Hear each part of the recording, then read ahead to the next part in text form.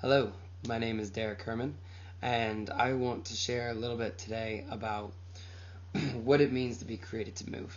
This summer, we've been working with our kids in our youth group about what that means, what it means to be created to move. Now, created to move, we separate into the two parts: what it means to be created, and as a creation of God, who who were made for a purpose. How do we move? Because everyone moves differently. Everyone has different skills and ability, and we've been looking a lot in the life of David, specifically the young David, where he was born into a household where he was a shepherd. Now, as a shepherd, he had to take care of sheep, obviously, otherwise he wouldn't be a very good shepherd. But in that time, really his interaction with his surroundings and what that meant for him, because he was created in a time period where, as a shepherd, he would have to know how to take down lions and bears. And one particular lesson that we looked at, we actually broke down what it meant to use a slingshot. Now, our ultimate goal was to take them to Goliath, because that was a very pivotal moment in what it meant for David to be created to move.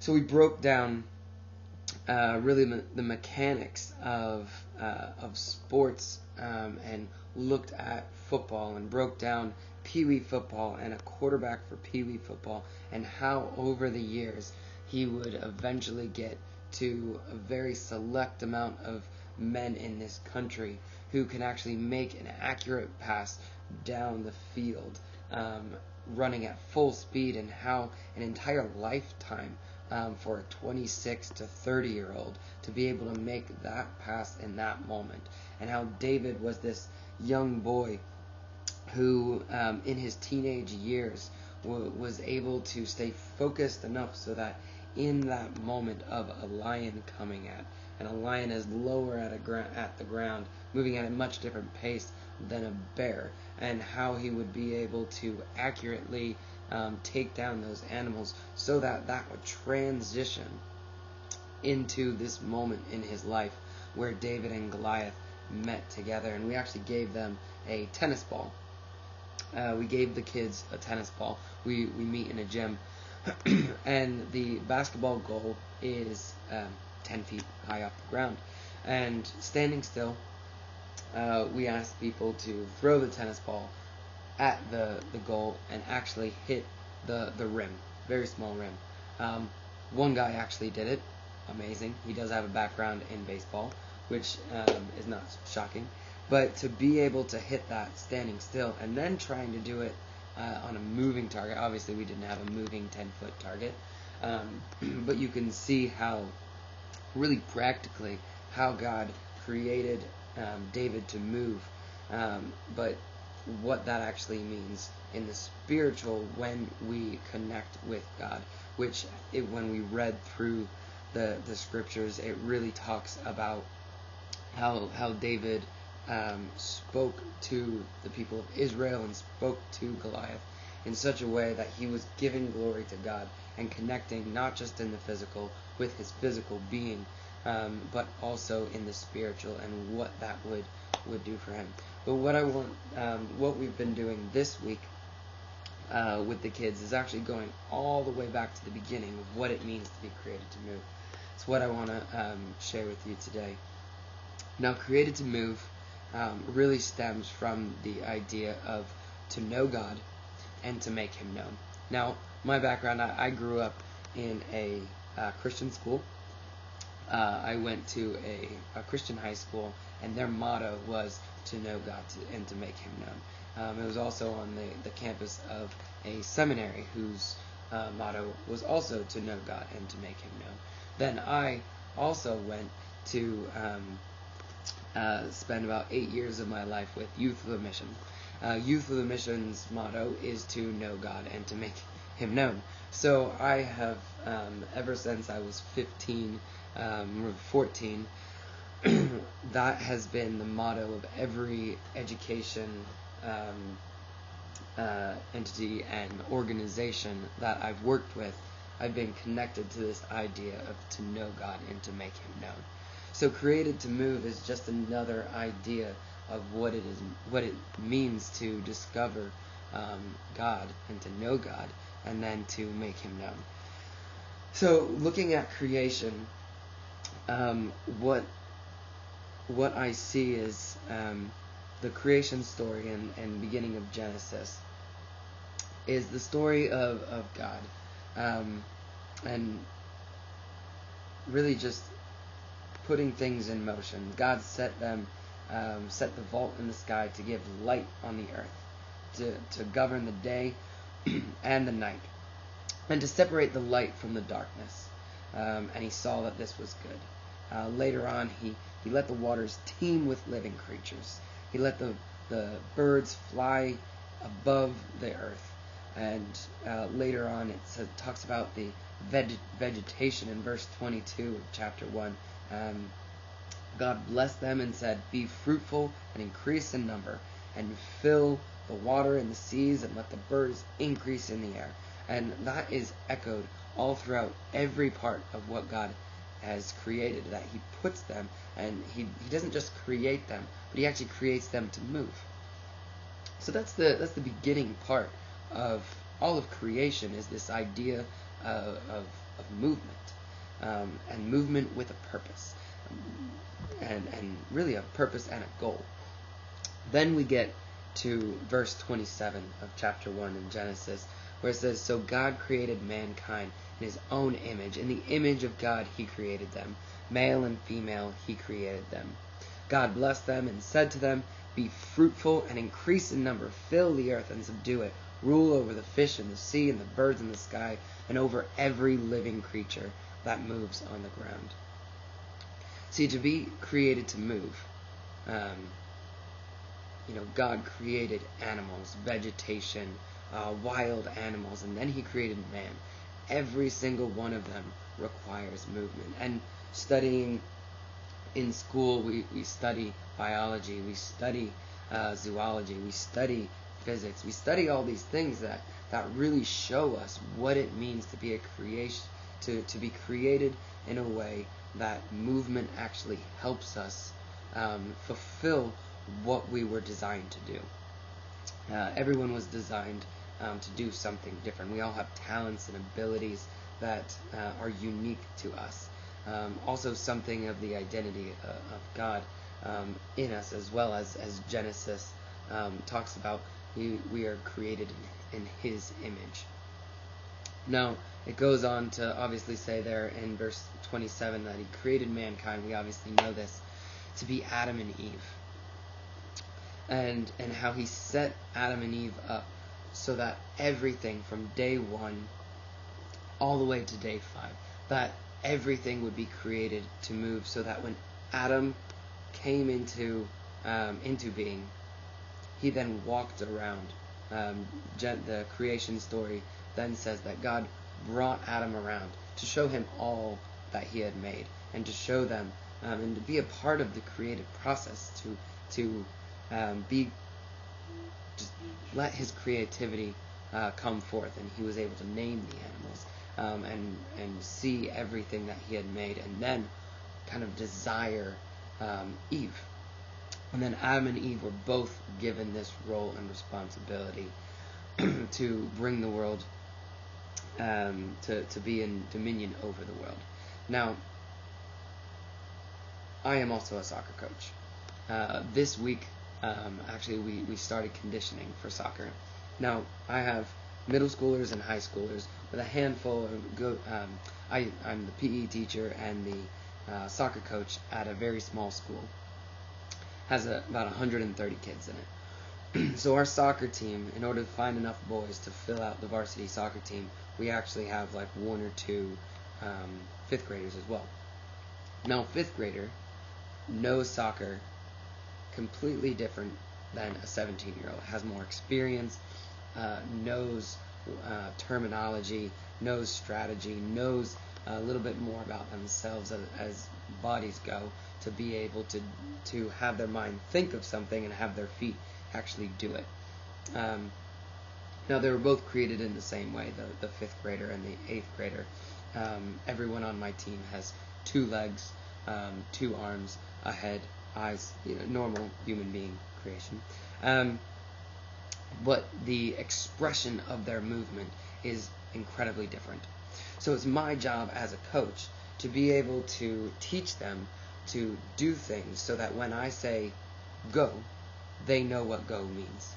Now, the first thing that we did this week, we worked on a running drill. Now, my goal in this was to teach them how to change speeds, how to change direction, how to do that at game speed, and what it meant to sprint, to go 80% of your speed, 60% of your speed, and to go forward and go backwards. So this is how it looked. So imagine about a half of a field, and you've got cones lining up about every 10 feet. So your first line of cones, you're supposed to start at the back line and you sprint as fast as you can to the first line of cones. Then you turn around and you run back, and it's more of a light jog. I want you to a light jog back. Then you've got the next line of cones, about 10 yards out from them. And I don't want you to sprint out to that one. You're going to the first cones, you're coming back, no rest, running back to the second line of cones. Second line of cones, I want you to go about 80%. So you're still going a good speed, but a little bit slower. Now, reason is because I want them, when they get to the cones, I want them to stop. I want them to go backwards on their toes with their heels not touching the ground, because I don't want anyone to fall over when we're playing in a game. And so they're going backwards. When they get to the back to the first line, they're going to turn around in mid-motion and run back into the back line. Then they're going to turn around and they've got the last line. I want them to run as fast as they can, full-on sprint out to the last line. The last row of cones, when they get there, I want them to again go backwards. Go backwards. When they get to that middle line, they're going to turn around and run all the way back as fast as they can.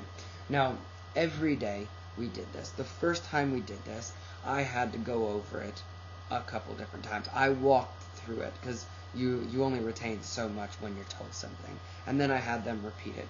And then I actually did that with them so that every time their retention would be a little bit more and a little bit more, so that by the end of Monday, they knew what it meant. When they saw those cones, they knew when I said the word go, that they would know the definition of the word go. It's 2 words, or it's 2 letters, 1 word, G-O, and yet the definition is really endless because it depends on what you're supposed to be doing. It just means action. It means momentum. It means motion. It means so many things. But the real definition of go is what it is that you want them to do. And so by Thursday, they knew just from looking at the field, they knew when they got there in the morning, they saw the cones set up, they were like, all right, I know what I need to do. So without me saying anything, I said, all right, let's go. They heard the word go. They walked up to the cones. They got on their mark. I said, on your mark, get set, go. There's that word again. They knew what it meant, and they were off. And they did it. Back and forth, back and forth. Some of the younger kids still were struggling about what to do, but the older kids, it's one of the benefits of having the ages all mixed up, and they were able to follow everyone in so that they could go. And then I could make sure that they were actually doing what they were supposed to be doing and looking at technique and helping them out on there. Now, I see this in creation. God created everything. He set up the cones. He set up everything. And then he walked through everything with Adam. And he made sure that Adam and Eve really knew what this was that he had created. It says in the creation story, that he also was, they expected God to walk through the garden. It was the daily routine. And so he kept on this routine of walking through to be a coach and a mentor and to be there to ask questions. The relationship was so important in creation. Back in verse 28 of Genesis, first chapter, it says, "Now God blessed them and said to them, Be fruitful and increase in number. Fill the earth and subdue it. Rule over the fish and the sea and the birds in the sky and over every living creature that moves on the ground." Now, think about that fifth grader who's on my soccer team. Comes on it. This is the first time that he's played soccer for his school. He's played around a little bit at home. He knows what a soccer ball is, at least. But he's never played on a team before. And I ask him, I put them out there with other middle school and high schoolers, and I say, go play soccer. Now, he's only coming at it with so much knowledge. Now, I like to think that Adam and Eve, they needed to build that relationship with God, and that relationship with God was about learning about creation, was about God saying, look, I created, this is a fish.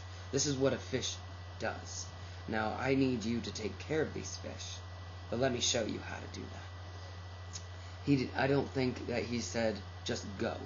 He didn't say the words, all right, go, and he walked off and said, you guys figure it out. I personally don't believe that. I believe that the relationship that Genesis talks about how he walked in the garden, and he walked with Adam and Eve, and when Adam and Eve sinned, they ran away because they heard God coming. That was an expectant thing, and that expectant thing was about a relationship of teaching and mentoring about what it meant for Adam and Eve to rule, and their family that would come after them to rule and to know what to do, know their purpose, and how to step out in that. In the same way that David would have known before going and fighting Goliath, he had set up, or he had already taken out a lion. He had already taken out a bear. He had spent years and hours and just by himself in the wilderness with his sheep, taking out all these wild animals and practicing and being a worshiper of God, so that when he was put into that moment of purpose and design, that he would be ready for it. And I see that all throughout the Bible, of people being put in positions where they have what's needed to accomplish the task. And that's part of what I believe it means to be created to move, to know God and then to make him known. It's one thing about knowing God and knowing who he is, and then another to make him known. You have to know who you are and who you have been created to be, with what purpose and giftings, both physical and spiritual, and putting all those together to move forward, to inspire your generation to move out in missions. And missions for me is about living your life in worship to God. And really created to move is with a purpose and the identity of God in you, expressing that out through worship. And that can be worship through music, it can be worship through language, it can be worship through movement of sport, and it's just taking those